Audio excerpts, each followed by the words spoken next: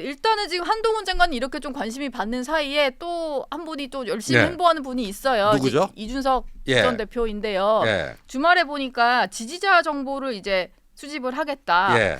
한 3만 명 가까이 3만 명 좀 넘게 등록을 한 것 같은데 예.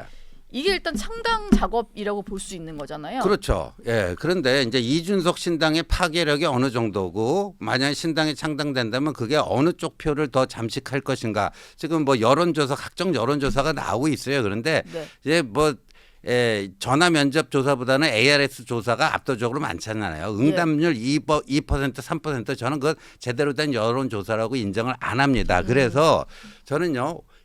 최근 선거 결과를 가지고 이준석의 파괴력을 봐야 된다고 보거든요. 네. 그런데 지난 대선 때 말입니다. 지난 3구 대선 때 이준석이 윤석열 대통령 당선에 기여를 했는가 마는가. 기여를 했으면 어느 정도 했는가. 예. 이걸 한번 좀 따져볼 필요가 있잖아요. 그런데 그 3구 대선 때 지상파 3사 출구조사가 거의 정확하게 맞췄습니다. 0.6% 차이로 윤석열 후보가 이기는 걸로 나왔는데 네, 그렇죠. 실제 개표 결과는 0.73% 네. 차이니까 거의 맞췄잖아요. 오차 범위 내에서. 그래서 지상파 3사 그 출구조사가 뭐 과학이자 예술이다 뭐 이런 찬사까지 받았어요. 그런데 그때 보면요.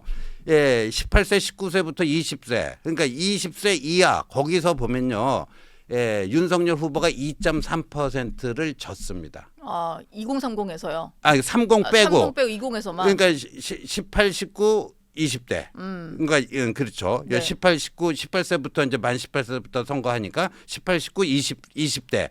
요거 합쳐서 그 지상파 3사 출구조사 보면 2.3%를 20대에서 졌어요. 예. 근데 그 성별로 이렇게 보면요. 2대 남에서 압도적으로 이겼는데 20% 이상으로 또 2대 여에서 또 압도적으로 졌어요. 20 몇 % 차이로. 네. 그래갖고 이거를 계산해 보니까 2.3%진 겁니다. 이대녀 이대남이 비등비등하게 해서 조금 이겼는데 네. 이대녀에서 조금 더 많이 졌다. 네. 바로 그겁니다. 그래서 이 20대 18, 19까지 포함한 20대 토탈 내보면 2.3%진 걸로 나와요. 예. 그런데 이거를 뭐하고 같이 이게 섞어서 봐야 되냐면요. 중앙선관위가요. 네. 주요 선거 끝난 후에요. 한 4, 5개월에 걸쳐서요. 유권자의 10분의 1이 투표를 했는지를 조사합니다. 10분의 1. 그러니까 이건 거의 맞다고 봐야 돼요. 네. 샘플이 그냥 뭐 1000샘플, 2000샘플 이런 여론조사가 아니고요. 예. 유권자의 10분의 1을 조사를 합니다. 그래서 그 결과 보니까요. 이른바 2대녀의 투표율이 2대 남의 투표율보다 9%가 높았어요.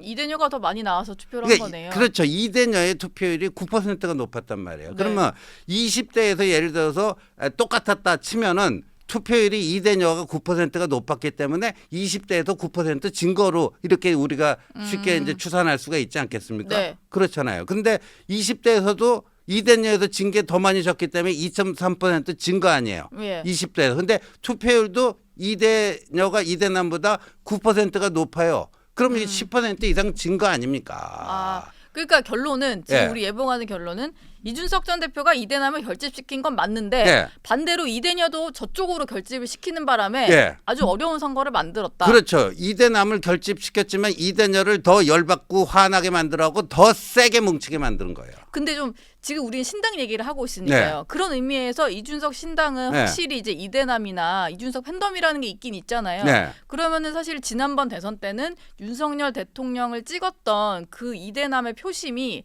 이번 총선 때 이준석 전 대표 신당으로 가버리면 네. 국민의힘에는 어쨌든 손해인 거 아닌가요? 손해지만 거기에 또 2대녀의 그 혐오표도 같이 따라갈 수가 있는 거죠. 그러니까 그게 굉장히 중요합니다. 정치는요.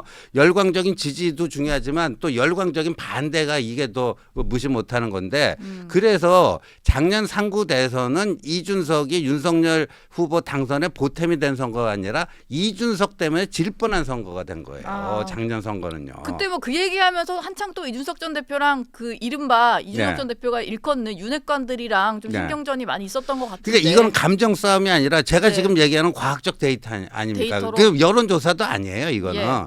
예, 과학적 데이터를 가지고 확정된 팩트를 가지고 제가 지금 얘기하는 거 아닙니까?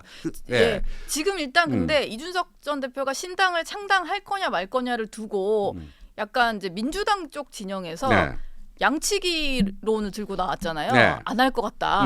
이러니까 주말 동안 좀 이렇게 이제 지지자들 연락처 받으면서 아니다 할 거다 이런 움직임 보이는 것 같거든요. 네. 실제로 보시기에 신당 창당은 확실히 할 것 같죠. 할지 안 할지는 모르겠지만 국민의힘에 남아있지 않는다는 거는 뭐 그건 확실합니까? 확실하고 돌아올 수 없는 다리를 건너갔고요 이미.